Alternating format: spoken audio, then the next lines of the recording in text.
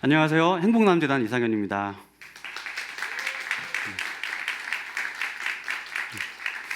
먼저 저희 20주년 행사 찾으셔서 너무 감사드리고요. 저희 세상 파일은 현장에서 경험했던 진짜 문제, 그리고 문제 해결 과정에서의 시행착오, 그리고 저희의 고민까지 여러분들하고 얘기를 나누려고 합니다. 발표 순서는 해상 파일에 대한 소개, 그리고 두 가지 프로젝트에 대한 설명, 마지막에 Q&A까지 이어지니까요. 여러분들 많은 의견 또 부탁드리겠습니다.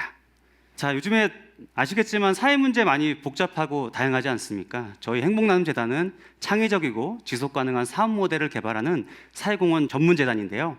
드러나지 않는 문제를 발굴하고 효과적인 솔루션을 개발하는 다양한 사업들이 있습니다. 오늘은 그중에서 해상 파일에 대한 설명을 드리려고 합니다. 자, 제가 질문 하나 드릴게요. 연간 기업 사회공헌 예산은 얼마나 할까요? 네, 말씀해 주셔야 다음 넘어갑니다. 좀 더 쓰십시오. 5조 4천억 원입니다. 꽤 크죠? 여러분들 실감되시나요? 이렇게 많은 양을 사용하지만 실감하지 못하는 이유는 아마도 실질적인 사회 문제 해결로 이어지지 않기 때문이라고 생각합니다. 해상 파일은 이에 대해서 고민을 하고 두 가지 질문을 하게 됩니다. 첫 번째는 실질적으로 사회 문제를 해결하고 있는가? 자, 두 번째는 기부금이 사회 문제 해결에 제대로 사용되고 있는가? 다 공감하시는 내용이시죠? 자, 첫 번째 질문에 대해서 해상 파일은 실질적인 문제 해결 솔루션을 사업의 핵심 가치로 하고요. 문제 해결 시도가 적고 또 시장에서 해결이 어려운 그런 사각지대 문제를 해결해 보고 싶었습니다. 하지만 사업 초기에는 저희가 할 수 있는 사회 문제를 찾는 것조차 쉽지 않았습니다.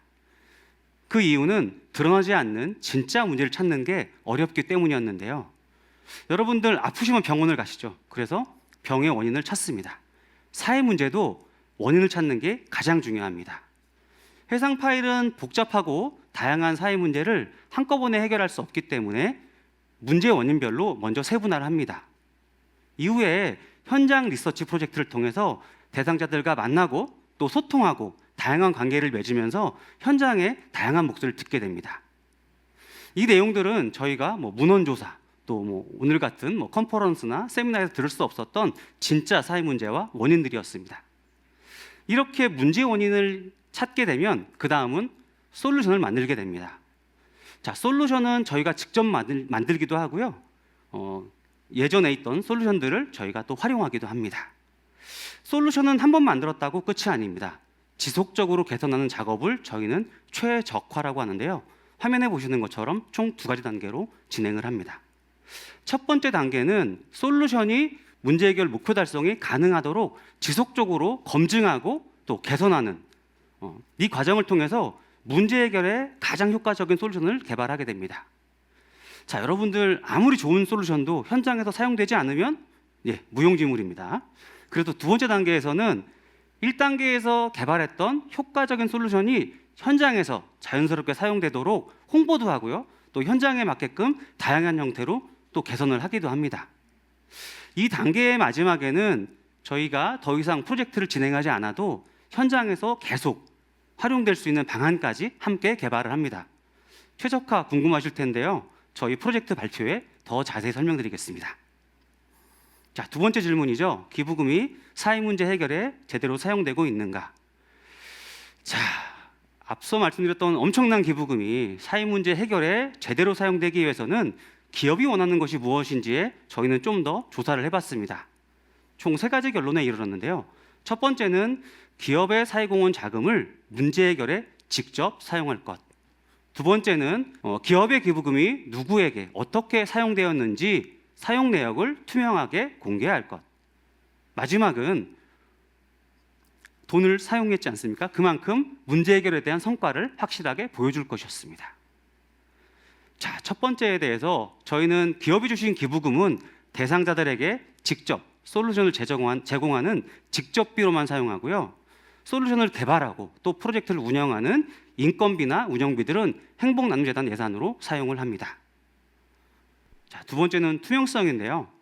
기업이 주신 기부금을 누구에게 언제 어떻게 사용되었는지 보시는 것처럼 실시간으로 확인하실 수 있게끔 전용 웹사이트도 운영하고 있습니다. 자, 마지막은 성과인데요. 연간 피드백 리포트를 통해서 올해의 사회 문제 해결에 대한 성과와 한계, 그리고 내년도의 계획을 공유하고요. 프로젝트가 종료 후에는 인사이트 리포트를 통해서 저희가 함께 만든 사회 문제 해결에 대한 성과들, 그리고 최적화 과정에서의 데이터, 노하우까지 다 공개하게 됩니다. 저희 세상 파일은 2019년부터 지금까지 110억 원의 기업 기부금을 받아서 20개의 프로젝트를 운영하고 있습니다. 자, 이제 프로젝트에 대한 소개를 드릴 시간인데요. 시각장애 아동 점자 문해력 교육 프로젝트가 첫 번째 프로젝트입니다. 자, 저희가 간단하게 점자 체험을 해볼 겁니다. 여러분들 의자에 오른쪽에 손을 넣으시면 의자 하단에 검정색 봉투가 있습니다. 확인해 주셨으면 손 꺼내 주시면 되고요. 자, 이제 눈을 감아 주셔야 됩니다. 이제 눈을 감아 주시고 봉투 안에 있는 카드를 꺼내 주세요. 눈 감고 꺼내셔야 됩니다. 꺼내 주셨으면 카드에 있는 글자를 손끝으로 읽어 주시면 됩니다. 자, 10초 드리겠습니다. 자, 5초 지났습니다. 네, 혹시 나는 이 글자를 이렇게 읽었다 하시는 분 있으시면 시간 관계상 눈을 떠주시고요. 글자 한번 확인해 주세요. 생각하신 글자가 맞으신가요? 점자 이렇게 어렵습니다. 손끝의 감각으로 점을 구분하고 또 읽고 이해한다는 건 많은 시간과 노력이 필요한데요. 우리 아이들에게는 어떤 어려움이 있었을까요? 먼저 영상으로 보시겠습니다.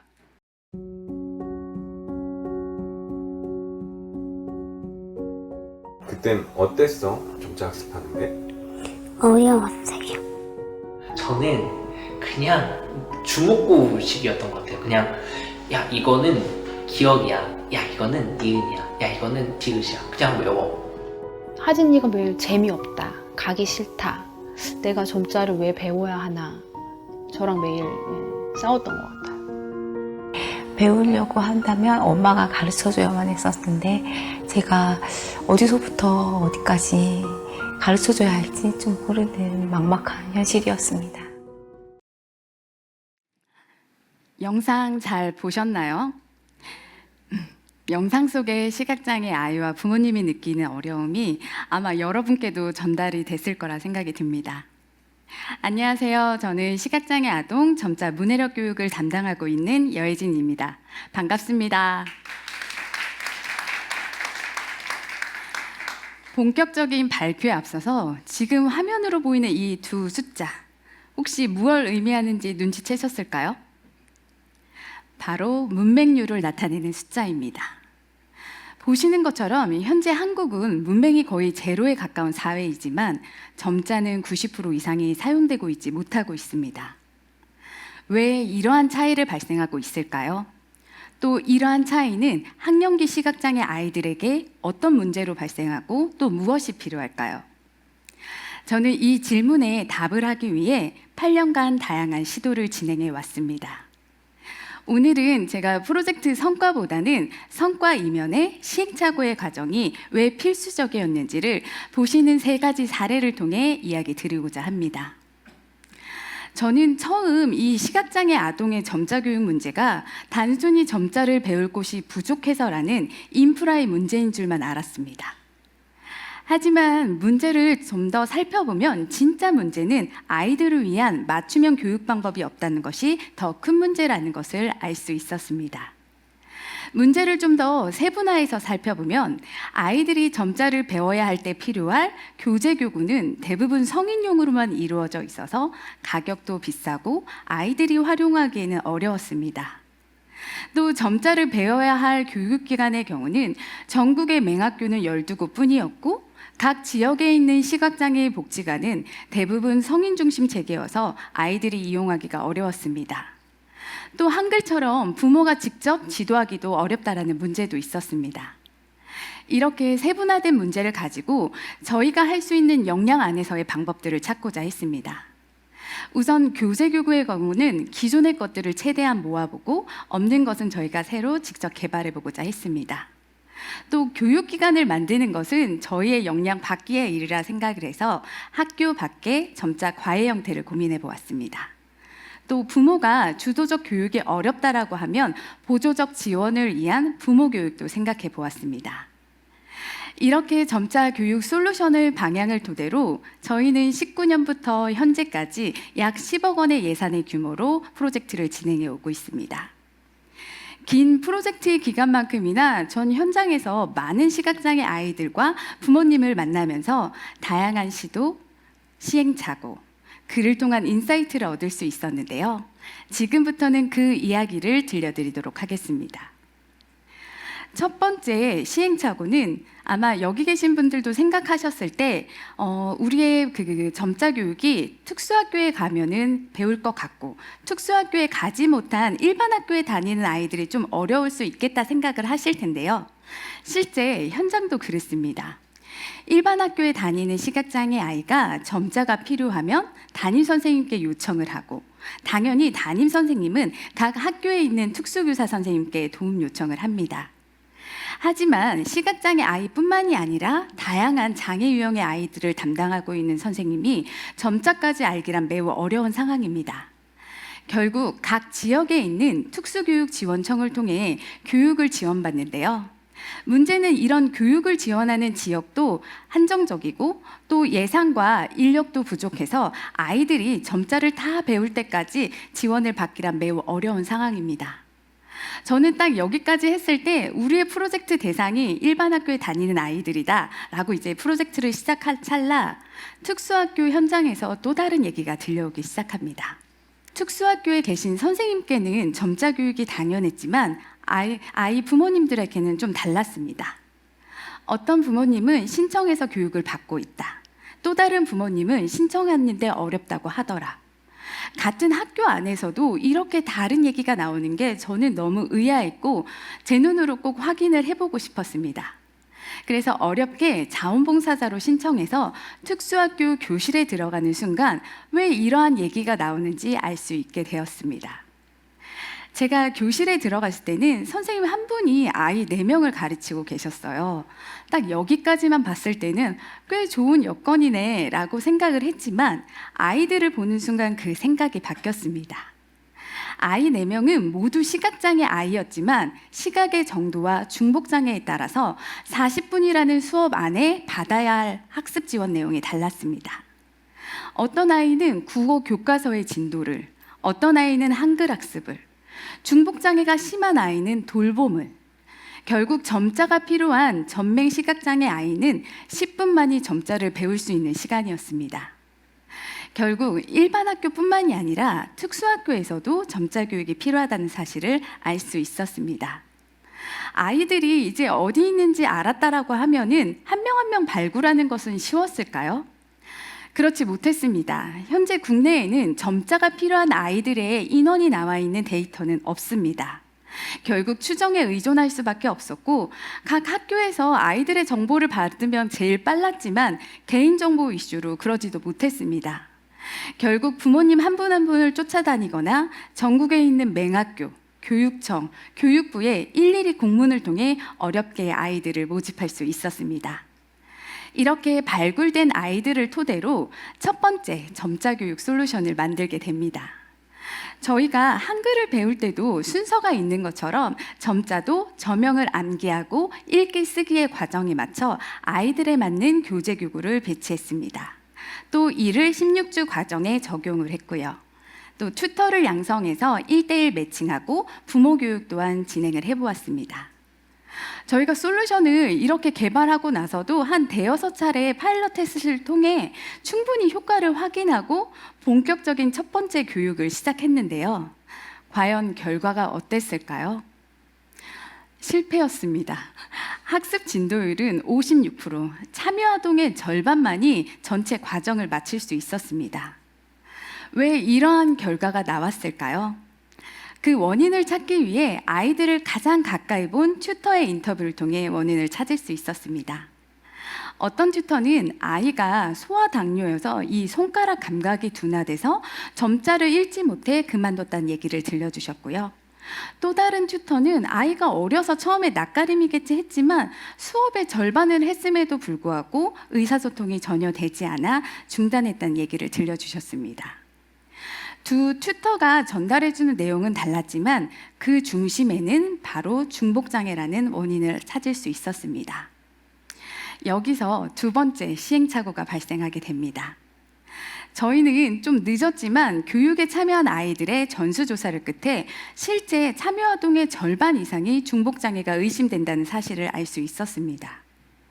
저희도 아이들을 선발하기 전에 대면으로 인터뷰도 하고 또 나름대로의 평가를 진행했음에도 불구하고 저희는 왜 이 중복장애 아이들을 미리 알 수 없었을까요? 그 원인을 살펴보면 현재는 이 중복장애를 진단할 정확한 체계가 없다라는 점. 두 번째는 있다고 하더라도 정해진 장애 분류에 속하기가 모호하다는 점을 알 수 있었습니다. 또 부모가 이를 인정하지 않아 기록이나 진단으로 남지 않는다는 사실도 알 수 있었습니다. 저희는 이 중복장애로 인한 학습 지연과 중단의 문제를 해결하기 위해 정말 큰 대대적인 솔루션의 최적화가 필요했습니다. 아이들을 사전에 알 수 있는 진단 체계, 문해력 평가 지표, 1년 후의 교육과정 확대가 필수적이었습니다. 특히 문해력 평가 지표의 경우는 현장에서의 필요성은 굉장히 많이 말씀을 해주셨어요. 근데 국내에서는 한 번도 개발 시도된 적이 없었기 때문에 저희도 시간도 오래 걸리고 고민도 굉장히 깊었습니다. 그래서 가급적 현장에 계신 선생님들과 함께 전체 4개의 평가 항목의 평가 지표를 개발하게 됩니다. 이렇게 지표를 개발하고 나니까 또 좋았던 점은 저희가 그간에는 아이들이 점자 교육 받고 나서 좀 점자 교과서를 읽고 이해하는 수준이면 좋겠다라고 했던 모호했던 목표 지점이 이제는 점자 문해력 50%라는 정량적인 목표를 세울 수 있게 되었습니다. 그럼 이렇게 대대적인 솔루션의 최적화를 통한 두 번째 교육, 이번에는 어땠을까요? 이번에도 실패였습니다. 목표한 50%가 아닌 45%의 문해력이 달성이 됐고요. 더 심각한 거는 아이들 간의 극심한 격차를 확인할 수 있었습니다. 중복장애 아이들을 사전에 알기 위해 진단 체계도 만들고 평가 지표도 만들고 또 1년으로도 교육과정도 확대했음에도 불구하고 이번에는 또 왜 실패를 했었을까요? 여기서 세 번째 시행착오가 발생하게 됩니다. 이 가장 학습 실패의 중심에는 바로 개인차라는 원인이 있었습니다. 이 개인차를 만드는 가장 첫 번째는 바로 이 점자 학습의 핵심인 손가락의 감각의 발달 차이였습니다. 이 손가락 감각은 아이가 학년이 높다고 해서 더 되고 어리다고 해서 덜 되는 게 아닌 만큼 아이들 간 발달의 차이가 굉장히 심했습니다. 또 연령별 한글 학습의 유무라든지 인지 수준의 차이가 이런 개인차의 원인이 됐습니다. 또 마지막으로 저희가 부모님이 보조적 지원을 위해서 점자 교육을 했음에도 불구하고 가정 내 지원 차이가 이런 개인차를 좀 더 심화하게 했습니다. 저는 이러한 개인차를 줄이기 위해서는 결국 더욱 정교한 개별화 교육이 필요하다는 것을 확인할 수 있었습니다. 개별화 교육을 위해서 그간에 갖고 있던 공통 교육 과정이 아닌 아이들 한 명 한 명을 맞출 수 있는 단계별 교육 과정의 전환이 필수적이었습니다. 이 단계별 교육 과정을 가장 잘 나타낼 수 있는 게 저는 학습지라 생각이 들었습니다. 여기 계신 분들 어렸을 때 학습지 다 한 번쯤 해보셨죠? 저도 어렸을 때 했을 때는 너무 싫었는데 제가 아이를 길러보니까 왜 학습지만 한 게 없는지 그 생각이 들었습니다.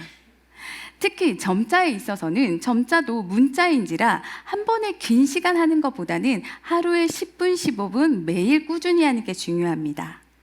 또 그간에 아이들이 배웠던 점자 책들은 대부분 이렇게 두꺼운 책이어서 아이들은 이 책만 보자마자 도망가는 일이 많았습니다.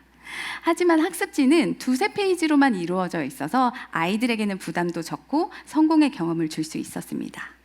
또 가정에서 부모님하고 같이 할 수 있는 가장 큰 장점이 있었습니다.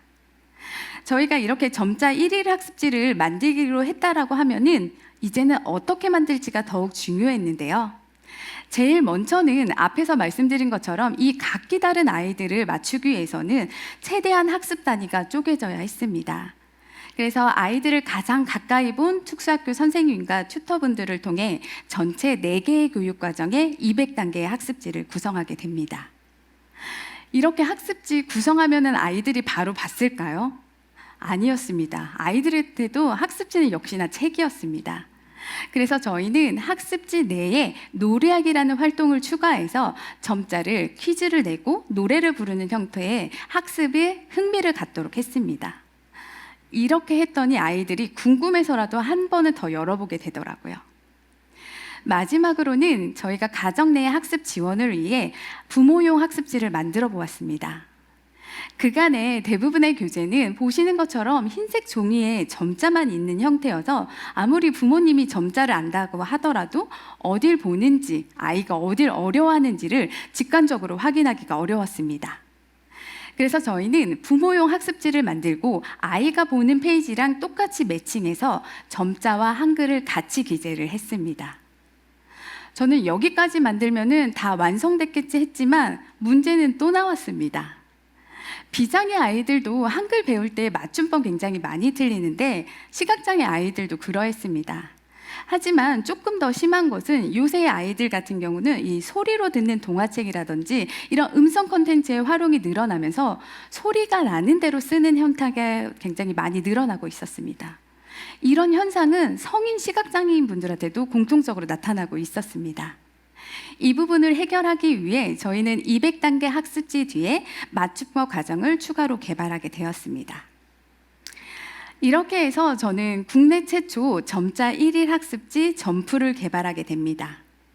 학습지를 통한 세 번째 교육, 이번의 결과는 어땠을까요?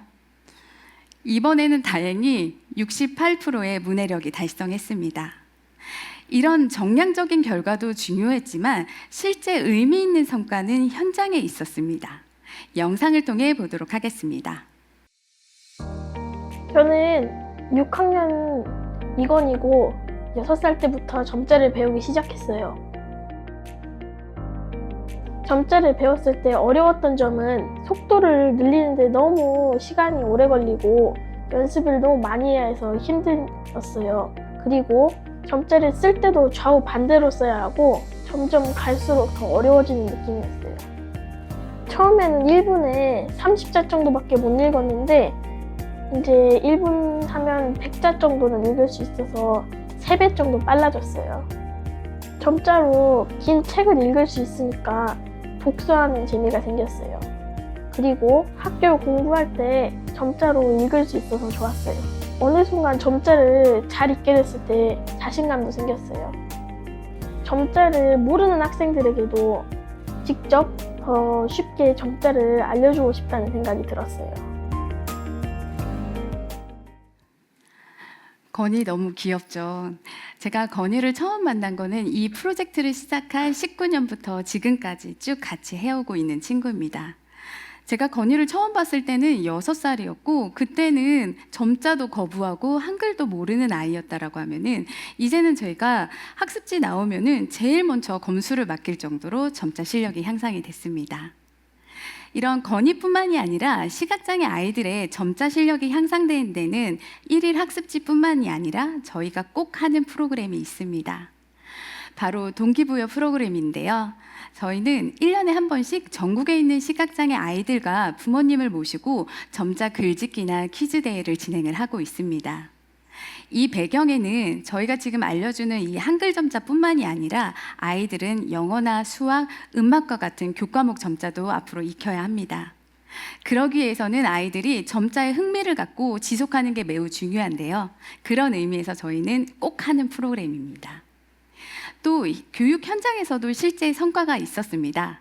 서울과 경기, 강원 지역의 특수학교와 특수교육지원청에 점자 교실이 개설되고 1일 학습지가 도입이 되었습니다. 이런 현장에서의 성과까지 있기까지는 가장 현실적으로 필요한 게 있었습니다. 바로 재원인데요. 너무도 다행히 이 점자 교육의 필요성에 공감하신 기업과 개인 기부의 참여로 총 4억 원의 기부금이 모아졌습니다. 그래서 어떻게 보면은 제가 처음부터 지금까지 하는 모든 아이들한테 제공하는 점자 교육비와 1일 학습지는 모두 후원금으로 사용할 수 있었습니다. 앞에서 말씀 주신 것처럼 저희는 기부금 사용이나 프로젝트의 진행 과정을 리포트로 정리해서 기업분들과 개인분들께 공유를 드리고 있는데요. 그렇다 보니까 기업에서 이런 말씀을 해주셨어요. 보통 후원금 주면은 악수하고 사진 찍는 게 단데 여기는 기부금이 어떻게 사용됐는지, 문제를 어떻게 해결했는지를 제대로 잘 정리해 주니까 다른 프로젝트도 참여하고 싶다라는 말씀을 해주셨습니다. 시간이 좀 걸렸지만 현장에서 조금씩 변화가 일어나고 있음을 체감할 수 있었는데요. 그럼 이제 점자가 필요한 아이들이라면 어디서든 누구나 이제 점자 교육을 받을 수 있게 되었을까요? 그렇지 못했습니다. 저희 프로젝트만 하더라도 아이들의 3분의 2가 서울 수도권에 집중되어 있었습니다. 아직 지방까지 닿지 못했는데요. 그 원인을 보면 지방의 물리적으로나 인력의 한계로 1대1이나 대면 교육이 불가능하다는 사실을 알 수 있었습니다. 더 큰 문제는 지방까지 저희의 교육 정보가 닿지 않는다는 사실을 알 수 있게 되었습니다. 저희는 이런 부분을 해결하기 위해 누구나 점자 교육을 신청해서부터 평가까지 할 수 있는 온라인 시스템도 현재 개발을 하고 있습니다. 그 다음 고민은 어떻게 보면은 제가 가장 요새 머리 아프고 시간 투여를 많이 하는 프로젝트입니다. 바로 수학 포기인데요. 요새 비장애 아이들도 수학 포기 워낙 많이 하는데 시각장애 아이들의 수학 포기는 조금 달랐습니다. 수학을 채 경험해 보긴 전인 초등 3, 4학년 때부터 이 바로 수포가 일어나고 있습니다. 그 원인을 살펴보면 점자도 아이들이 이렇게 손으로 읽었던 것처럼 수학에 나와 있는 표, 그래프, 도형도 일일이 손으로 읽고 이해해야 한다는 점입니다. 지금 화면에 보이시는 정육면체, 저희에게는 굉장히 간단한 입체 도형인데요. 하지만 이 정육면체를 한 번도 본 적이 없는 시각장애 아이들에게는 뒤에 보이는 선과 겉에 보이는 선을 구분하는 것조차 굉장히 어려운 일입니다. 이런 부분을 해결하기 위해 입체 도형을 어떻게 하면 더 잘 이해할 수 있는지에 대한 솔루션도 만들고 있습니다. 아마 제가 봤을 때는 이 수학 프로젝트도 이 한글 점자 프로젝트만큼 기간이 걸리지 않을까 싶습니다. 네, 제가 처음 이 점자 교육 프로젝트를 봤을 때는 한 2, 3년이면 끝나겠지 했습니다. 근데 8년이 지난 지금도 하고 있습니다. 그만큼 문제는 단순하지 않았습니다. 또 문제를 해결하기 위한 솔루션도 한 번에 만들 수 없었습니다. 그런 의미에서 저는 현장을 통한 다양한 시도와 시행착오를 통해 시각장애 아이들이 학습에 있어서 어떤 점이 더 어려운지 또 무엇이 필요한지를 화면에 보시는 것처럼 조금씩 발견할 수 있었습니다. 이렇게 축적된 내용을 가지고 앞서 말씀드린 수학 프로젝트와 같은 후속 프로젝트를 진행하고 있습니다. 시각장애 아이들이 점자를 배운다는 것은 단순히 글을 읽는 것이 아니라 아이들이 스스로 사고하고 세상과 이어주는 매우 중요한 통로가 됩니다.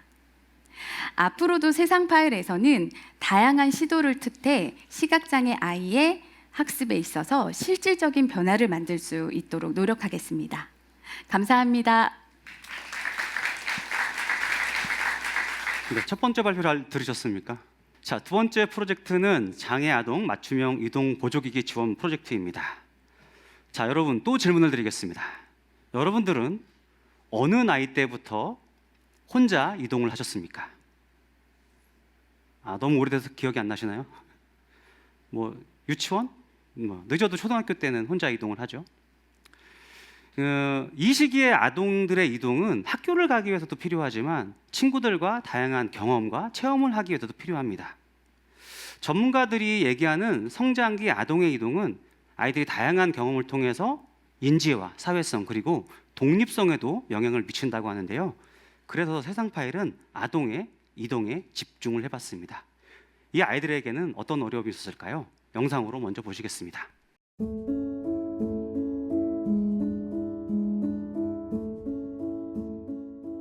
유모카로 지율이를 데리고 다녔거든요. 아이는 점점 커지는데 그 유모카의 사이즈는 커질 수가 없다 보니까 좀 위험했어요. 타고 다니면서도. 아이의 키나 체형이 전혀 고려되지 않는 그런 사이즈가 맞는 휠체어는 없었어요. 속도가 느려서 친구들보다 맨 뒤에서 계속 느리게 그냥 갔어요. 다른 애들은 막 뛰어다니면서 걸어 다니는데 전 유모차 타고 뭔가 부끄럽고 많이 놀지도 못하고 그랬어요. 엄마가 밀어주니까 편하긴 편했는데 제가 원하는 방향으로 못 가니까 좀 답답하고. 친구들이 자신한테 올 때까지 기다려야 되고 또 내가 이동을 하려면 엄마나 선생님이나 보호자가 반드시 존재해야 되고 친구들 놀이터 가거나 외부 활동할 때는 혼자 교무실에 앉아서 친구들 올 때까지 기다렸다고 하더라고요. 휠체어라고 하면 어른들이 타는 그 큰 휠체어? 그것만 생각을 했기 때문에 지율이는 굉장히 작고 더 말랐어서 불가능하다고 생각했었거든요. 저도 잘 방법을 몰랐어서 대안은 없었던 것 같아요.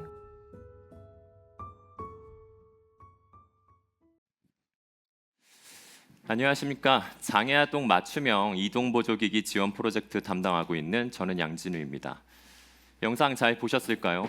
영상 말미에 보호자분께서 대안이 없었던 것 같아요 라는 말이 저는 참 마음에 남았는데요. 그 이야기를 들으면서 아마 여러분들도 조금은 낯설기도 하고 의아하다라고 생각하셨을 것 같습니다. 오늘 제 발표를 통해서 여러분들의 의문을 하나씩 풀어가 보도록 하겠습니다. 우리는 거리에서 전동 휠체어를 탄 성인, 어르신을 쉽게 만날 수 있습니다. 전동 휠체어라는 기기 자체가 우리에게는 결코 낯선 기기는 아니죠. 그럼에도 불구하고 왜 우리는 전동 휠체어를 타는 아이들을 보기 어려울까요? 혹시 그러한 아이들이 너무 적어서 우리 주변에 없는 걸까요? 실제로는 그렇지 않다라고 합니다. 국내 6세에서 18세 지체 뇌병변 장애 아동이 10,000명 정도입니다. 그 중에서 전동 휠체어를 필요로 하는 것으로 추정되는 아이들이 5,000명입니다. 적지 않은 숫자죠. 이 아이들은 어떤 이동 보조기기를 타고 있었을까요? 현장에서 저희가 직접 확인해 본 결과 절반의 아이들은 연령에 맞지 않는 유모차를 타고 있었고 절반의 아이들은 성인용 휠체어를 타고 있었습니다. 즉 자신의 의지로 이동할 수 없고 자신의 신체에 맞지 않는 이동 보조기기를 타고 있었던 것이죠. 그렇다면 이 아이들은 왜 전동 휠체어를 타지 않았던 걸까요? 현장에서 많은 분들의 이야기를 들어보고 저희가 직접 확인해 본 결과 저희 세상 파일은 아이들에게 적합한 전동 휠체어가 없다라고 결론을 내리게 되었습니다.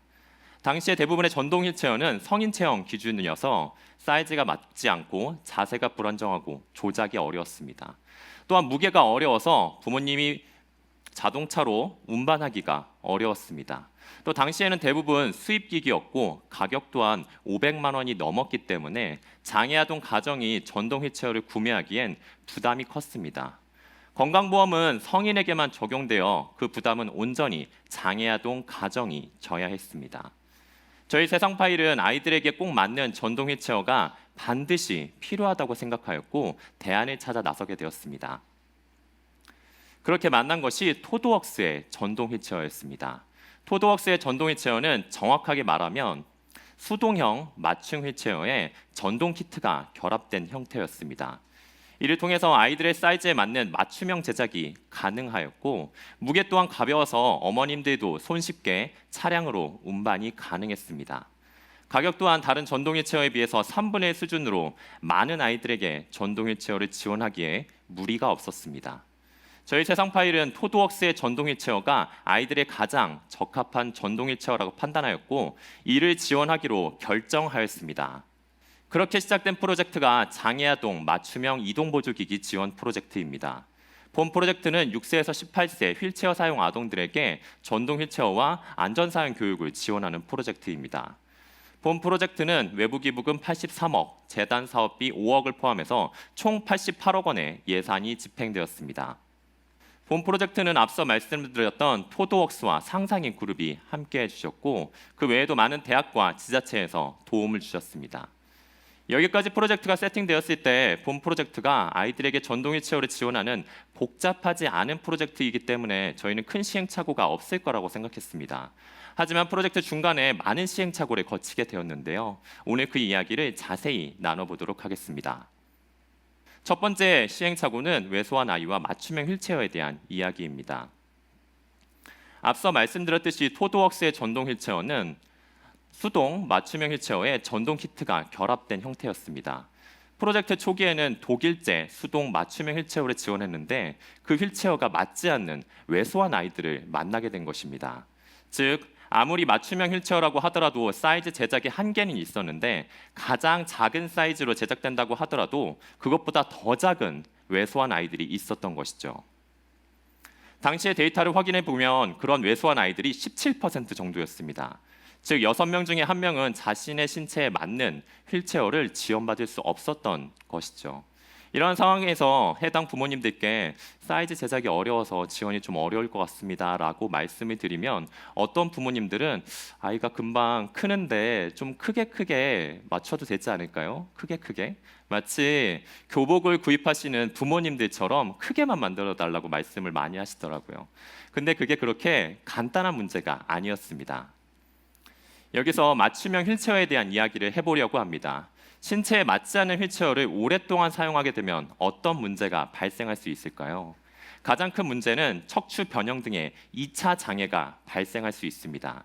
즉 아이가 가진 장애 외에 또 다른 장애가 발생할 수 있다는 것이죠. 또한 휠체어가 아이의 상체를 잡아주지 못해서 불편함을 느끼니까 아이가 이동을 회피하게 되고 그것이 누적되면 아이의 자존감이 저하되고 사회적으로 위축될 수 있습니다. 즉 맞춤형 휠체어는 있으면 좋고 없으면 그만인 선택적인 사항이 아니라 장애 아동이 건강하게 성장하기 위한 필수 요건이었습니다. 그래서 저희는 대안이 필요하다고 생각하였고 토드웍스와 함께 새로운 휠체어를 개발하게 되었습니다. 그때 개발된 휠체어가 여기 보시는 휠체어입니다. 정말 작죠. 이 휠체어는 6세 아이들 중에서도 가장 왜소한 아이의 신체에 맞춘 맞춤형 휠체어입니다. 즉 이를 통해서 왜소 아동도 정확한 사이즈의 휠체어를 지원할 수 있게 되었고 아이가 성장함에 따라 2cm 단위로 최대 40cm까지 사이즈 조정이 가능하게 되었습니다. 이를 통해서 왜소한 아이들도 그리고 성장기 아이들도 자신의 신체에 맞는 맞춤형 휠체어를 지원받을 수 있게 되었습니다. 그럼에도 좋은 솔루션이 있음에도 대상자가 없다면 프로젝트 진행할 수 없겠죠. 시행착오 두 번째는 대상자 발굴에 대한 이야기입니다. 프로젝트 초기에는 본 프로젝트가 아이들의 이동성을 향상시키고 부모님의 양육 부담도 덜 수 있기 때문에 많은 지원자가 있을 거라고 생각했습니다. 하지만 생각보다 대상자 발굴은 너무나도 어려웠는데요. 저희는 꽤나 어려운 시간들을 보냈습니다. 현장에 나가서 많은 분들의 이야기를 들어보면 이런 이야기를 하시더라고요. 아이들에게 전동 휠체어를요? 위험하지 않을까요? 믿을 수 있는 제품인가요? 라는 이야기를 하시더라고요. 즉 안전에 대한 우려가 가장 컸습니다. 그 이면에는 전동 휠체어를 탄 아이들을 본 적이 없고 전동 휠체어는 성인용이라는 인식이 강했기 때문이죠. 저희는 많은 고민을 하게 되었는데요. 저희는 대상자들에게 경험이 필요하다고 생각했습니다. 아이들은 전동 휠체어를 타는 경험이 필요했고 부모님들은 전동 휠체어를 타는 아이들을 보는 경험이 필요하다고 생각했습니다. 이에 전국을 찾아다니며 찾아가는 체험 프로그램을 진행하게 되었습니다. 저희는 안전한 장소를 확보해서 아이들이 재밌는 프로그램과 함께 전동 휠체어를 체험할 수 있도록 하고 부모님들께는 아동기에 성장기에 왜 이동성이 중요한지 그리고 우리의 기기가 왜 안전한지를 차근차근 설명드렸습니다. 그러고 나니까요. 첫 해에만 1,200여 명의 대상자를 발굴할 수 있었습니다. 또한 전국을 돌아다니면서 프로그램을 진행한 덕분에 수도권 외에도 지방의 많은 아이들을 발굴할 수 있었습니다. 그럼에도 많은 대상자를 발굴하는 것과 그 아이들이 실생활에서 솔루션을 사용하는 것은 조금은 다른 이야기인데요. 시행착오 세 번째는 부모의 불안 해소와 안전 사용 교육에 대한 이야기입니다. 프로젝트를 진행하면서 아이들에게 전동 휠체어를 지원하고 나서 아이들이 전동 휠체어를 지속적으로 타고 있는지를 지속적으로 모니터링 해보았는데요. 모니터링 중에 전동 휠체어를 지원받았음에도 불구하고 잘 타지 않는 아이들을 발견하게 되었습니다. 그래서 저희가 직접 확인해 보니까 이런 말씀을 주시더라고요. 아직 혼자는 못하게 해요. 아이가 어리기도 하고 안전이 걱정이 되더라고요. 그래서 전동 휠체어임에도 불구하고 제가 뒤에서 밀고 다니고 있어요 라고 이야기를 하시더라고요.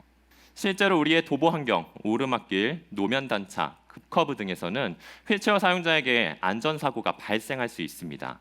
그 이유는 대부분의 도보 환경이 비장애인 중심으로 구축되었기 때문이죠. 이러한 상황이라면 아마 여러분들도 그러면 전동 휠체어 사용자에게 운전면허 같은 것들이 있으면 되지 않을까? 전동 휠체어 사용자에게 운전면허가 있나? 라고 궁금해하실 것 같은데 답을 바로 말씀드리면 전동 휠체어 사용자에게는 운전면허가 없습니다. 그럼에도 불구하고 저희도 비슷한 시각을 가지고 있었는데요. 자격이 필요하기보다는 사전에 안전교육이 필요하다고 생각한 것이죠. 그래서 국내 도로 환경 및 아동 생활 환경에 맞춰서 휠체어 안전 사용 교육을 진행하게 되었습니다. 보시는 것과 같은 훈련장에서 아이들에게 전동 휠체어를 교육하고 훈련할 수 있도록 지원하였습니다. 그러고 나니까요, 어떤 아이들은 한 번만 타고도 전동 휠체어에 익숙해지는 아이들이 있는 반면 어떤 아이들은 조금은 느리지만 천천히 전동 휠체어에 익숙해져 갔습니다.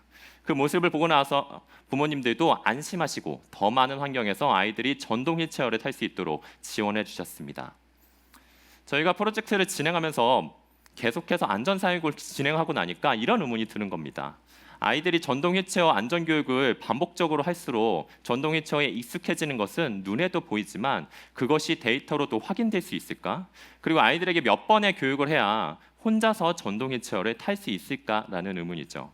그래서 테스트를 진행해 보았는데요. 중증 장애 아동의 지원을 받아서 최대 10회까지 안전 교육을 진행해 보았습니다. 그러고 나니까요.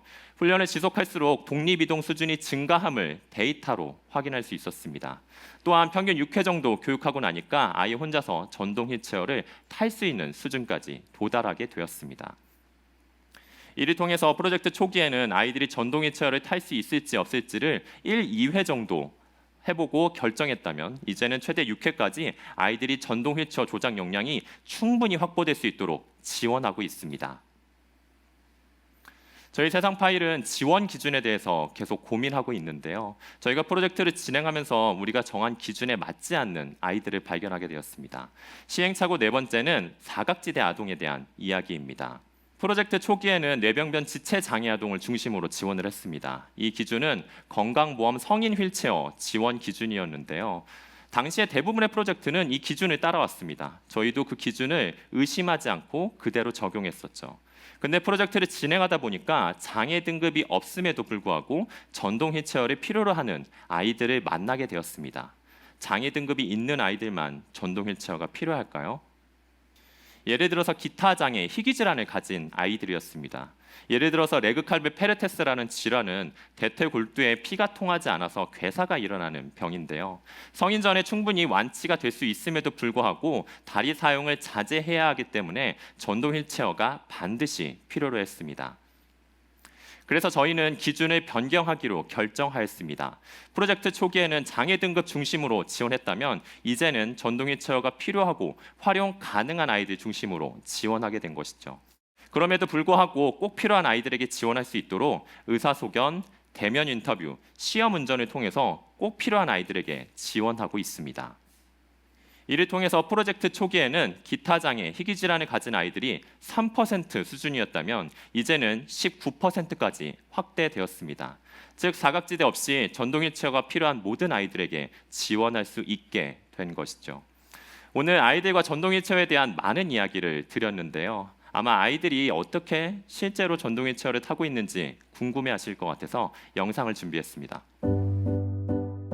휠체어를 타기 전보다 휠체어를 타고 나서가 활동도 더 많이 참여할 수 있게 돼서 너무 좋아진 것 같아요. 빠르게 제가 원하는 방향으로 아무렇게나 갈 수 있으니까 자유롭고 운동장에서 친구들이랑 술래잡기나 무궁화 꽃이나 혼자 도움 없이 이동하니까 편하고 좋아요. 자유자재로 이제 자기가 움직일 수 있다는 거. 제가 따로 데리고 가지 않아도 전동 휠체어 타면서 자유롭게 움직일 수 있었다는 게 그게 가장 큰 변화였던 것 같아요. 하체가 안정되다 보니까 상체를 훨씬 더 자유롭게 쓰게 됐어요. 체육 시간 같은 경우에는 아마 전동 키트가 없었다면 관람을 했었어야 했을 텐데 자기 차례에 주자가 되어서 뛰는 걸 경험했고 타인에 의해서 다니던 아이가 자기주도적으로 다니게 되면서 자기의 세계를 열게 됐다고 생각해요. 예, 영상 잘 보셨을까요? 영상에 있는 남자아이가 영훈이라는 친구인데요. 저는 영훈이가 친구들과 함께 나란히 걷는 이 장면이 가장 인상적이었습니다. 이 장면을 통해서 영훈이가 우리에게 혼자 할 수 있는 게 더 많아졌어요라고 이야기하는 것 같습니다. 이렇게 영훈이와 같이 전동 휠체어를 지원받은 아이들은 전국에 3,600명에 달합니다. 이러한 아이들의 변화는 데이터로도 확인될 수 있었습니다. 아이들은 동네 주변을 스스로 더 많은 기회로 이동할 수 있게 되었고 학교와 학교 밖 활동에 대해서 적극적으로 참여할 수 있게 되었습니다. 이를 통해서 아이들의 긍정적 심리는 향상되고 부정적 심리는 낮아짐을 데이터로 확인할 수 있었습니다. 이러한 성과는 후원사인 상상인 그룹과 투명하게 공유하고 있습니다. 상상인 그룹은 세상파일의 프로젝트 운영 방식에 많은 지지를 보내주셔서 본 프로젝트 외에도 세상파일에서 운영하는 다양한 장애 프로젝트도 함께 하고 계십니다. 그럼에도 저희의 고민은 계속되고 있습니다. 그 이유는 민간의 후원은 한계가 있기 때문이죠. 언제까지 이 사업을 지속할 수 있을까요? 아이들에게 전동 휠체어를 지속적으로 지원할 수 있는 방법은 무엇일까요? 저희는 프로젝트를 통해서 누적된 데이터를 기반으로 다양한 기관들과 함께 제도화를 모색하게 되었습니다. 즉 공공에서 아이들에게 전동 휠체어를 지원할 수 있는 방안에 대해서 함께 고민하게 된 것이죠. 국회에서 제도화에 대한 세미나를 함께 진행하기도 하고 제도화에 필요한 요건들을 함께 연구를 진행하기도 하였습니다. 이를 통해 올해 초에 기쁜 소식이 있었는데요. 올해 3월 보건복지부에서는 장애 아동을 대상으로 전동 휠체어를 구매할 때 건강보험을 지원하는 제도를 발표하게 되었습니다. 그 내용을 자세히 보게 되면 18세 이하 지체 뇌병변 중증장애 아동을 대상으로 전동 휠체어를 구매할 때 최대 90%의 비용을 지원하는 내용입니다. 기기 등을 자세히 보게 되면 저희 프로젝트를 참고하였음을 확인할 수 있었습니다. 이를 통해서 민간의 영역에서 공공의 영역으로 확장될 수 있는 가능성을 확인하게 되었습니다. 그럼에도 불구하고 저희의 고민은 계속되고 있습니다. 그 이유는 제도화의 혜택을 받을 수 있는 아이들이 한정적이기 때문이죠.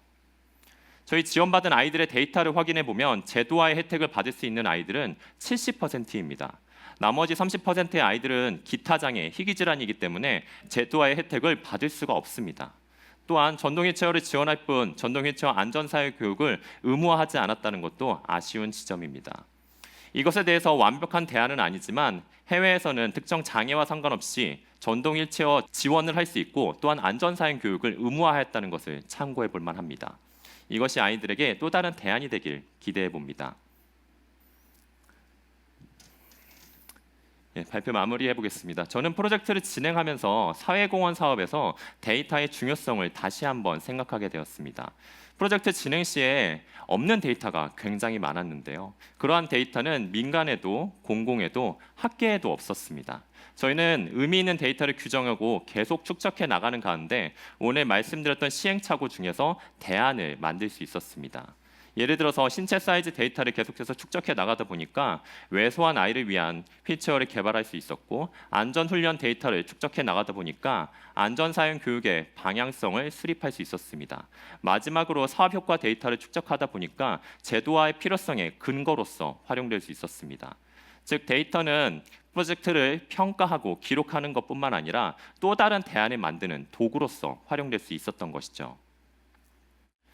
여기에 계신 많은 분들 중에서도 다양한 사회공헌 사업을 만나고 있을 것 같습니다. 그중에서 많은 데이터를 만나실 거라고 생각이 드는데요. 의미 있는 데이터를 규정하고 쌓아나갈 때 또 다른 변화를 만드는 계기가 되지 않을까 싶습니다. 제 발표 마치겠습니다. 감사합니다.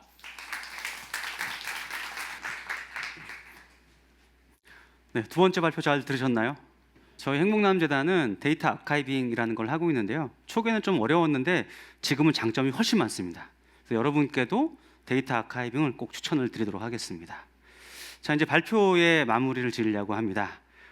저희 세상파일은 오늘 20주년 행사를 통해서 저희가 경험했던 그런 내용들을 가감없이 여러분께 말씀드렸습니다. 어떤 분들은 저희 프로젝트를 보시고 성공적이라고 말씀해 주신 분들도 있는데요. 이 성공의 이면에는 수많은 실패가 있었습니다. 사실 사업 초기에 직원들이 계속 앞서 보시는 것처럼 계속 실패 연속적으로 보고합니다. 저도 참 이게 답답하고 어떻게 될지 몰랐는데요.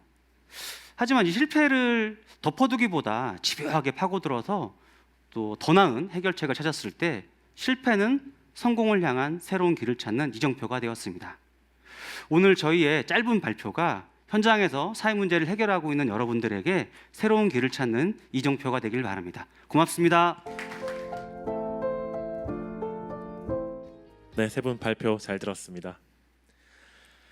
심플로우에서 질문을 작성해 주실 동안 참가 신청서를 통해 들어온 사전 질문으로 사전 Q&A를 진행해 보겠습니다.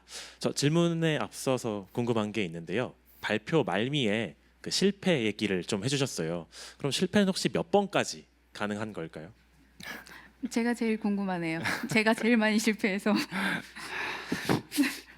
실패 횟수는 뭐 생각해 보지는 않는데요. 사실 횟수보다 중요한 거는 저는 실패의 원인이 무엇이었는지를 찾아내는 게 중요하다고 봅니다. 저희가 이제 그거를 뭐 인사이트라고 얘기하는데요. 충분한 인사이트를 얻었다면은 뭐 실패하더라도 재도전을 할 수 있겠지만 없었다라고 한다면 한 번의 실패에도 저는 그만할 것 같습니다.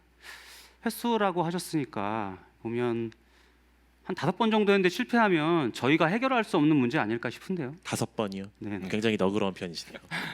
네, 알겠습니다. 사전 질문 시작하겠습니다. 세상파일은 기업사회공헌에서는 드물게 장애 영역에 집중하시는데 특별한 이유가 있으신가요? 네, 앞선 두 사례가 전부 장애 프로젝트고 또 실제로 세상파일이 장애 영역을 중심으로 다양한 프로젝트를 하고 계시는데요. 혹시 장애 주제를 선정하게 된 배경과 세부 테마에 대해서 좀 답변을 부탁드리겠습니다. 네, 이건 뭐 제가 좀 답변을 드린다면 세상 파일이 이제 첫 번째 사회 문제 해결 영역으로 장애를 뭐 선정을 했고요. 사업 초기에는 이제 장애 외에도 이제 다문화라든지 또 그 시니어라든지 이렇게 이제 다양한 형태의 영역을 좀 같이 리서치했었습니다. 근데 장애 영역이 저희가 보니까요, 대부분 이제 대상자가 적어서 좀 하기로 쉽지도 않고요. 그리고 또 대부분 이제 복지관이나 정부에서 접근하는 방식이었습니다. 그래서 좀 더 새로운 방식의 접근 좀 필요하지 않을까라고 생각을 했고요. 그렇다고 해서 저희가 이제 장애의 모든 문제를 다 해결할 수 있는 건 아니기 때문에 저희는 이제 장애인 분들이 다양하게 사회에 나올 수 있게끔 하는 것을 방향으로 해서 이동과 학습 그리고 직업 이렇게 세 가지를 좀 하위 영역으로 잡고 저희가 할 수 있는 프로젝트를 개발하고 있습니다. 네, 장애 영역 중에서도 이동, 학습, 직업, 네. 네, 이렇게 이 관련된 테마가 중심이군요. 네네. 자, 그럼 두 분 매니저님, 네, 실제로 이렇게 개발된 프로젝트 사례가 있는지 좀 설명해 주시겠어요? 네, 먼저. 네, 제가 먼저 말씀드리면은 지금 말씀하신 것처럼 장애인의 다양한 사회 진출을 위해서는 개인의 역량을 기르는 학습이 굉장히 중요합니다. 그래서 저희는 학습의 변화는 가능하지만 상대적으로 자원 유입이 적은 시각과 청각의 장애 아동 중심으로 학습 프로젝트를 진행해 오고 있고요. 그 첫 번째가 앞에 발표드린 점자 교육 프로젝트였고, 이어서 자연스럽게 점자 문제집을 제공하는 프로젝트를 이어나갈 수 있었습니다. 근데 이렇게 학령기에 기초학습 역량이 확보된다라고 하더라도 성인기가 됐을 때 현실적으로 직업이 없으면은 사회 진출이 어려운데요.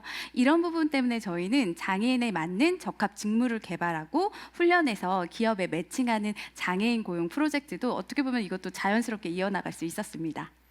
네, 제가 이어서 말씀을 드리면 직업과 학습에는 이동이 전제돼야 되는 부분들이 있는데요. 저희가 전동 휠체어를 지원하다 보니까 전동 휠체어를 지원하면 동네 주변이나 그런 쪽은 많이 갈 수는 있지만 더 멀리 가려면 사실은 관련된 앱이 좀 필요하더라고요. 그래서 휠체어 내비게이션 앱 프로젝트를 진행하게 되었고, 더 멀리 이동하려면 대중교통을 이동해야 되는데 그러려면은 저희가 주목한 것이 저상버스였는데 저상버스 예약 앱 프로젝트도 같이 진행할 수 있었습니다. 또한 휠체어 사용자 외에도 시각장애인들이 어떤 이동에 어려움이 있는지를 좀 확인하다 보니까 그분들이 흰지팡이 보행 교육이 흰지팡이요? 예, 흰지팡이 보행 교육이 제대로 이루어지지 않는 부분들이 있어서 관련된 프로젝트도 같이 진행할 수 있었습니다. 네, 답변을 들어보니까 참 그야말로 꼬리에 꼬리를 무는 프로젝트 개발 스토리인 것 같습니다. 네, 이어서 두 번째 사전 질문입니다. 네, 기부금 관련된 질문인데요. 이 질문도 이상현 본부장님께 드리도록 하겠습니다. 네, SK그룹의 재단인데 다른 기업의 기부금을 받아서 프로젝트를 운영하시는 모델을 선택한 이유가 있으신가요? 네, 재단의 자금이 부족한 것이냐? 다른 기업들도 자사 재단을 두고 있는 경우가 있는데 왜 굳이 세상파일에 후원을 하느냐? 이런 질문인 것 같아요. 어떻게 생각하시나요? 네, 가장 많이 받는 질문입니다. 예. 앞서 이제 제가 기업의 연간 사회공헌 자금이 5조 4천억이라고 말씀드렸잖아요. 결국은 이제 저희는 좀 더 그 자금을 활용해서 효과적이고 효율적인 좀 사회 문제 해결을 좀 해보고 싶었던 게 있고요. 기업들도 좀 어떤 새로운 사회공헌 사업에 대한 좀 그런 갈망도 있고 또 확실한 문제 해결을 원하시는 그런 것들이 있어서 그 두 가지를 이제 접점으로 좀 합쳤다고 보고요. 그래서 저희가 이제 효과적인 솔루션을 기반으로 문제 해결 프로젝트를 만들고 여기에 기업들이 함께 참여하는 이런 형태로 처음에 개발하게 된 것입니다. 네, 답변 감사합니다. 근데 앞선 발표에서 지금까지 누적한 110억 정도 이상의 기부금을 이제 확보하셨다고 했는데 혹시 세상 파일만의 노하우가 있으실까요? 노하우요? 네, 노하우. 그게 있으면 제가 저희 네. 사업에 더 많이 넣었을 텐데. 아, 네. 이 노하우라기보다는 저희가 이제 가장 신경 쓰는 부분이 딱 한 가지가 있습니다. 저희가 이제 라운드 테이블이라고 해서요. 라운드 테이블. 예. 네네. 1년에 2번 정도 기업 사회공헌 실무자들을 위한 행사를 합니다. 이 초기에는 이제 앞서 이제 발표했던 두 가지 프로젝트처럼 저희가 만든 프로젝트를 기업에 참여하기 위해서 이제 제안하는, 설명하는 이런 행사로 시작을 했는데요. 지금은 이제 저희가 발굴한 새로운 사회 문제들을 같이 또 공유도 하고 저희가 이제 문제 해결하는 과정 내에서 또 저희가 결과도 얻기도 하지만 한계도 얻습니다. 그래서 또 같이 이제 협력해서 해결할 수 있는 방안들을 같이 이제 논의하고 공유하는 이런 자리로 이게 바뀌게 됐거든요. 근데 거기 참여하신 분들이 좀 이런 얘기를 해주셨어요. 세상 파일을 이런 행사를 참여하고 나니까 좀 사회 문제도 알게 됐고 또 문제 해결 방식에 대해서도 좀 알게 됐다라고 이제 의견을 주셨고 이 행사에 참여하신 분들이 대부분 또 프로젝트에 참여를 해주셨고 이 프로젝트에 참여한 기업들은 또 다른 프로젝트까지 넓게 또 참여를 해주셔서 좀 더 이제 강력한 파트너십으로 이루어지고 있지 않나 이렇게 생각이 듭니다. 일종의 사회 문제 스터디 같은 느낌이네요. 아, 네. 네, 그러면서 강력한 파트너십으로 나아간다는 이야기 잘 들었습니다.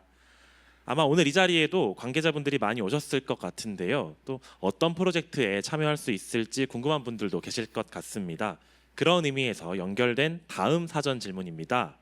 세상 파일 프로젝트에 참여하려면 어떻게 해야 하나요? 네, 여혜진 매니저님, 세상 파일에 어떤 프로젝트에 지금 참여할 수 있으신가요? 일단 저한테 질문을 주셨으니까 제 프로젝트만 말씀드리겠습니다. 네, 좋습니다. 앞에 말씀드린 점자 교육 프로젝트뿐만이 아니라 점자 문제집을 제공하는 프로젝트도 참여가 가능하신데요. 조금 더 설명을 드리면은 비장애 아이들은 문제집을 사기 위해 서점을 가면 되는데 시각장애 아이들이 보는 점자 문제집은 서점에 없습니다. 결국 정부에서 지원하는 문제집으로 봐야 되는데 정말 문제는 아이들이 중간고사를 대비해서 이 문제집을 신청을 했는데 기말고사에 오는 이런 문제들이 현장에서 굉장히 빈번하게 일어나고 실제 있습니다. 점자 문제집이 그만큼 만들어져 이제 시간이 걸리기 때문이죠. 맞습니다. 예, 예. 맞습니다. 그래서 저희는 이런 부분을 해결하기 위해 최대한 학기 전에 좀 적기에 아이들한테 이 문제집을 제공하는 프로젝트를 진행을 하고 있고요. 이 점자 문제집을 제작하는 비용으로도 기업에서 참여 가능하시고 특히나 저희가 중요한 게 이 빨리 제작을 하기 위해서는 문제집이나 이 학습서를 만드는 출판사에서 원본을 제공하는 형태로 참여해 주시면 너무 좋을 것 같습니다. 네, 여기까지는 제가 하는 프로젝트만 말씀을 드렸고 실제 세상 파일 안에서는 장애뿐만이 아니라 다문화, 시니어, 자립준비 청소년 영역에서도 프로젝트가 있습니다. 궁금하시거나 좀 참여에 희망이 있으신 분들은 이번 시간이 끝나고 또 별도 문의 주시면 좋을 것 같습니다. 네, 시각장애 아동 학습 프로젝트 외에도 세상 파일에서 진행하는 다양한 프로젝트에 참여할 수 있다고 하십니다. 오늘 참여하신 관계자분들과도 활발한 협력이 이어지면 참 좋을 것 같네요. 그럼 이어서 다음 사전 질문 드리도록 하겠습니다. 사회문제 비당사자로서 문제를 어떻게 찾는지 궁금합니다. 네, 아무래도 비장애인인 담당자분들이 어떻게 장애 영역의 진짜 문제를 찾을 수 있냐 이런 질문인 것 같습니다. 양진우 매니저님, 네, 어떻게 문제를 찾고 계신가요? 저희도 이게 참 어려운 문제이긴 한데요. 사전에는 우선 충분한 사전 조사가 필요하긴 합니다. 근데 뭐 이슈를 이해하는 것 외에도 그분들의 언어를 이해하는 게 굉장히 중요하고요. 그리고 두 번째는 리서치 프로젝트를 함으로써 현장에 나가서 직접 부딪혀 보는 게 중요합니다. 저희 팀에서 저상버스 앱 개발 프로젝트를 진행을 했을 때 저희는 사실은 장애인분들이 저상버스 앱을 좀 타기가 어려운 부분이 배차 간격이 좀 길고 예약도 안 되고 이런 것들의 불편함을 느끼지 않을까라고 생각한 부분들이 있었습니다. 근데 저희가 실제 휠체어를 타보고 나니까 조금 다른 부분들이 보였는데 예를 들어서 타고 내릴 때 사실은 거기에는 일반 분들도 있으니까 네, 비장애인 분들도 예, 그러니까 타고 내릴 때 좀 시간이 걸리는 거에 대해서 굉장히 눈치가 보이더라고요. 그러니까 어떤 인프라적인 부분들도 있지만 심리적인 요소들이 굉장히 있다는 부분들을 현장에 가서 인식하게 되었습니다. 그래서 프로젝트에서 장애인이 휠체어를 타고 내릴 때 관련해서 안내 문구가 나올 수 있도록 프로젝트를 좀 조정하게 되었는데요. 그러고 나니까 주변 분들도 조금은 이해를 해주고 그리고 나서 휠체어를 타고 저상버스를 탈 때 좀 더 마음이 편해졌다라는 이야기를 많이 해주시더라고요. 제가 서울에서 저상버스 탈 때 아주 가끔 이제 휠체어 이용자분들이 내리실 네. 때 벨소리가 꾹 눌러지는 건 네. 들었는데 그게 아니라 안내 방송이 나오게 네, 맞습니다. 어떤 지역에서 하신 건가요? 대전에서 하고 있습니다. 아, 대전에서요? 네. 네, 알겠습니다. 결국 현장에서 당사자와 직접 부딪혀 보는 게 가장 중요하다는 말씀이신 것 같습니다. 근데 비당사자가 현장에 들어가는 게 사실 그렇게 쉽지만은 않았을 것 같은데 혹시 현장에서 겪은 어려움은 없으셨나요? 제가 말씀드리면은 오늘도 아마 기업 재단에서도 많이 오신 걸로 알고 있는데 아마 이 특수성이 좀 있을 것 같아요. 보통 제가 이 인터뷰를 하기 위해 행복나눔재단에서 온 누구누구입니다라고 하면은 대다수가 다 반겨는 주세요. 근데 제가 원래 그 목적으로 간 그 인터뷰 내용이 아닌 현재 그 당사분이 문제라고 느끼는 뭐 기기나 기물 아니면 현금성 지원 요청을 많이 하시죠. 그래서 저희는 늘 정중한 약간 사과를 하기 위한 준비를 좀 하고 가고요. 특히나 매니저님도 그렇지만 저희도 장애 관련한 기관들을 많이 만나뵀는데 일단 이 온라인 뭐 밴드나 블로그 이런 데 보면은 장애 당사자가 아니면 가입조차 안 되는 경우가 많이 있습니다. 또 어렵게 인터뷰를 잡는다고 하더라도 당일 취소되거나 아니면은 속 깊은 얘기까지 나오기까지는 좀 시간이 많이 걸리는데요. 근데 다만 저희가 재단이 어떤 곳이고 어떤 프로젝트도 하고 하면서 이게 손에 잡히는 활동들이 그분들에게도 좀 닿으면서 이런 문제는 조금씩 좀 풀리고 있지 않나 싶습니다. 그 예전 드라마 미생에서 현장에서 계속 부딪히고 깨지는 그런 장면들이 떠오르는 것 같습니다. 사회 문제를 해결하기 위한 일인 만큼 뭔가 다들 흔쾌히 도와주실 줄 알았는데 사실 생각보다 쉬운 일은 아닌 것 같습니다. 네, 다음 마지막 사전 질문 드리겠습니다. 프로젝트 성과를 평가할 때 어떤 부분을 중요하게 생각하시나요? 네, 성과 평가는 모든 분들이 가장 고민하고 또 고뇌하는 부분이 아닐까 싶습니다. 그런 의미에서 이상현 본부장님이 답변해 주셔야 할 것 같습니다. 네, 뭐 성과 평가 중요합니다. 뭐 저희 팀 같은 경우는 뭐 저희도 마찬가지고 이제 실무자는 다 중요하게 보는데요. 저희 세상 파일이 아까 이제 그 핵심 가치가 실질적인 문제 해결이다 보니까 성과 평가할 때 가장 중요하게 보는 건 딱 두 가지입니다. 첫 번째는 이제 사회 문제 해결 여부를 설명할 수 있는가 하고요. 두 번째는 저희가 솔루션 개선에 활용할 수 있는가입니다.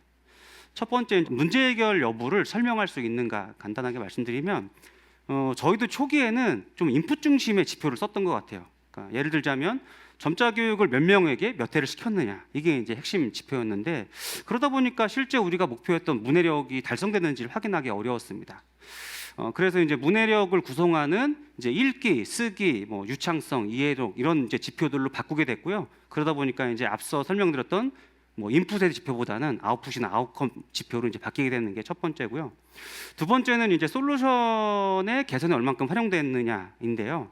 아까 이제 앞서 실패 몇 번 했냐고 물어보신 것처럼 사실 제일 중요한 거는 실패 이유입니다.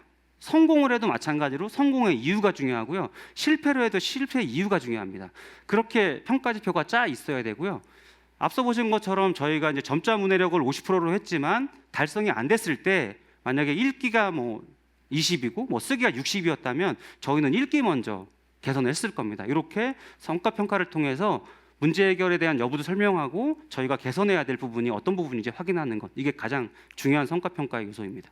네, 결국 목표 설정하는 게 가장 네. 중요하다 이런 말씀 잘 들었습니다. 여기까지 사전 질문에 대한 답변을 마치겠고요. 이제부터는 심플로우를 통해 현장에서 접수된 질문들을 살펴보겠습니다. 발표 당시에 큰 틀에서 이제 두 개의 프로젝트를 소개하신 만큼 가급적 이미 뭐 떠 있긴 하지만 프로젝트별로 좀 질문을 묶어서 지금 전동 휠체어 질문이 나왔으니 좀 이동성 질문을 먼저 한 두세 개 정도 들어보고 그 다음에 이제 시각장애 문해력 쪽 프로젝트 질문을 살펴보도록 하겠습니다. 네, 아이들 전동 휠체어 속도는 얼마나 되나요? 안전하다고 하고 안전교육도 하고 계시지만 사고가 나기도 하나요? 네, 아까 여기 가지고 무대에 네네네. 세워주셨던 양진우 매니저님 답변 부탁드립니다. 네, 제가 말씀드리겠습니다. 전동 휠체어 속도는 최대 6km. 전동 휠체어 6km라고 하면은 사실 되게 느린 거 아닌가라고 생각할 수도 있겠지만 실제로 보면 되게 빠르게 지나가거든요. 아, 그래요? 네네. 그래서 좀 느린 거 아닌가 생각합니다.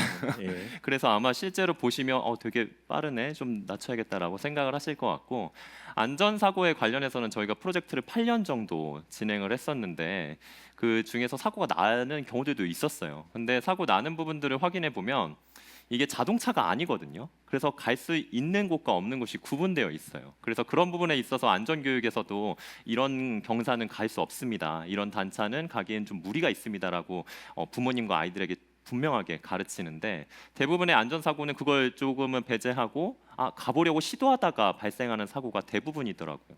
그래서 이런 것들도 저희도 계속해서 인지를 하고 있어서 안전교육할 때 어떤 부분을 갈 수 있는지 없는 부분들을 좀 강하게 말씀을 드리고 있고, 이와 같은 맥락에서 어떤 지형에서는 스스로 이동하기보다는 다른 이의 도움을 받는 게 더 나은 경우들도 있습니다. 그래서 휠체어 이동 시에 주변 사람들한테 도움을 받는 방법, 그리고 혹은 넘어졌을 때 어떻게 도움을 요청하는지를 좀 자세하게 말씀드리고 있습니다.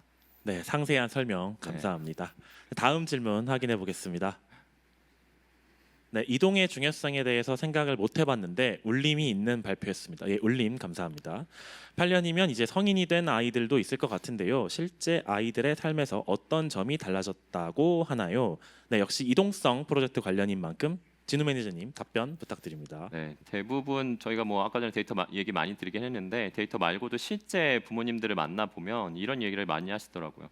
아이들이 자신감이 많이 붙었다. 자신감. 예, 네. 그리고 자존감이 많이 형성된 것 같다라는 이야기를 하는데, 실제로 과거에는 아이들이 누군가의 도움을 받거나 혹은 이동을 할 때 동의를 얻어야 되는 부분들이 있잖아요. 근데 이제는 전동휠체어가 있으니까 내가 원하는 곳에 이동을 할 수 있고 내가 가고자 하는 곳을 먼저 시도해 볼 수 있는 게 굉장히 다른 것 같은데, 그럼으로써 아이들이 성장하면서 나 저거 도전해 보고 싶어, 그리고 나 저런 진로로 가보고 싶어라는 것들이 좀 더 자신감이 생기고 자존감이 생겼다라는 이야기를 많이 하시더라고요.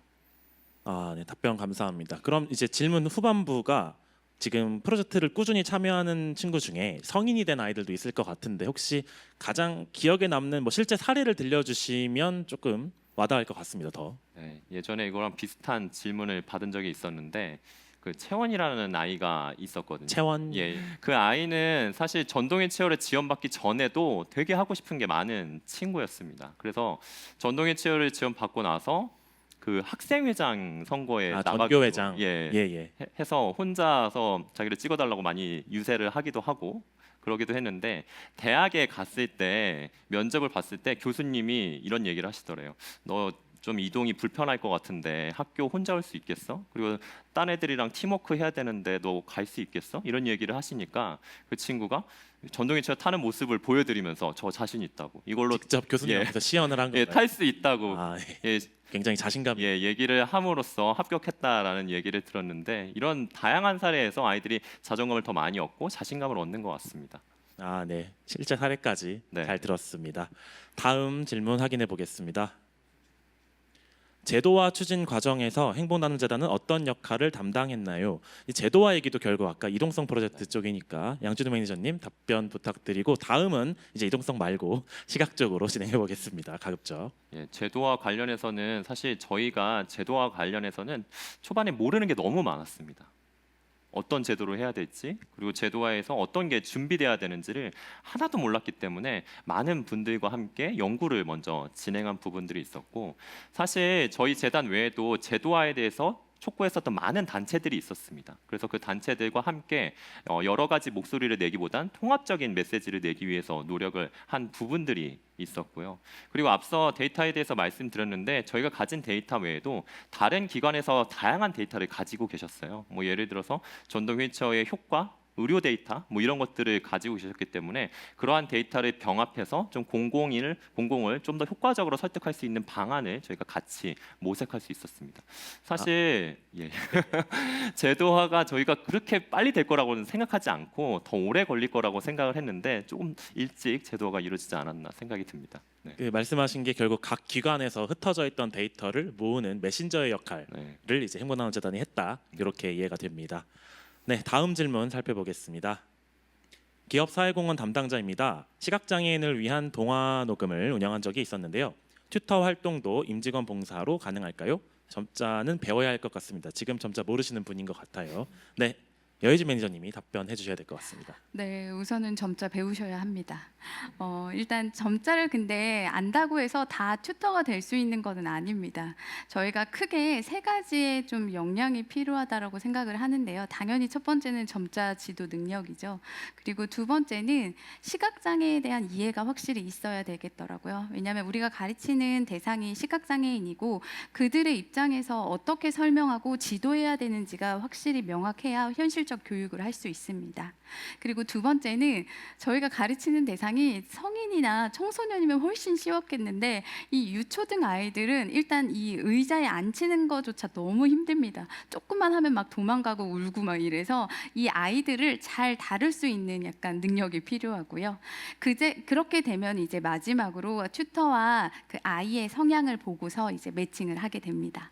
튜터와 아이의 성향을 보고 네. 매칭을 해주신다라는 말씀. 점자는 그럼 얼마 정도나 배워야 할까요? 저도 지금 점자 아예 모르는데 혹시 튜터가 되고 싶다면 매니저님 지금 본업이 있으시잖아요. 그래서 그렇죠. 업무 외 시간에 한다라고 했을 때 일단 좀 연배가 있으셔서 이 손으로 읽는 거는 좀 힘듭니다. 지금은 네네. 이게 감각이 이게 어린아이들가 아니어서 네네. 그래서 감사합니다. 제가 봤을 때는 한 6개월 정도 봅니다. 6개월 예. 더 빨리 배워보도록 예. 하겠습니다.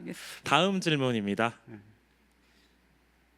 네, 문해력 평가 지표를 새로 개발하셨다고 하는데 개발 과정이나 참고 자료 등 구체적인 방법이 궁금합니다.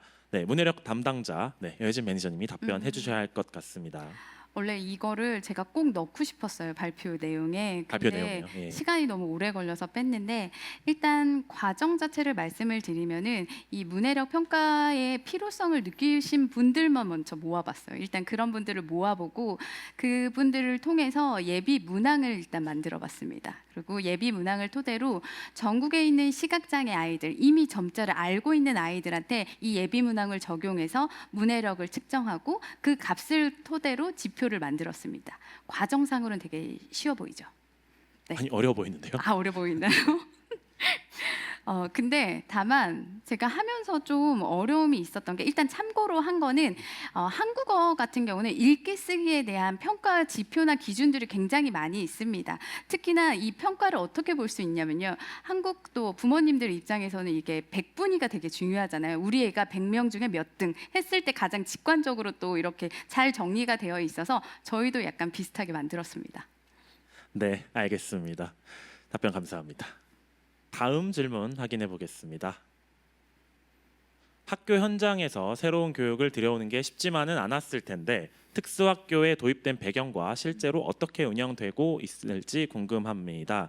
네, 이 내용도 아무래도 시각장애 문해력 관련된 질문인 것 같습니다. 네, 여혜진 매니저님 답변 부탁드립니다. 네, 뭔가 이게 의도를 한 거는 아니었고요. 정말 자연스럽게 됐다. 약간 이렇게 얘기하면은 좀 잘난 척 같긴 한데 정말 그러했습니다. 왜냐하면은 제가 아까 발표에서도 시행착오 3개만 얘기했고 뭐 5개까지 된다라고 했지만 제가 봤을 때는 훨씬 더 많았어요. 그래서 뭔가 다른 거를 생각할 겨를이 없었어요. 그래서 뭔가 학교 현장 도입하고 이게 우선순위가 아니었고 다만 제가 갖고 있던 고민, 뭐 각기 다른 아이들을 어떻게 맞추지, 또 문해력 어떻게 측정하지, 이렇게 가졌던 고민들이 현장에 계신 선생님들도 동일하게 느끼신 고민이었고 특히나 이 학습지의 필요성에서도 저뿐만 아니라 학교에서는 이미 진작부터 갖고 계셨어요. 그래서 그분들과 의견을 모으고 같이 협업해서 만들면서 어떻게 보면은 저희가 다 만들고 이거 써주세요가 아니라 우리 이제 다 같이 만들었으니 언제 쓸 수 있어요.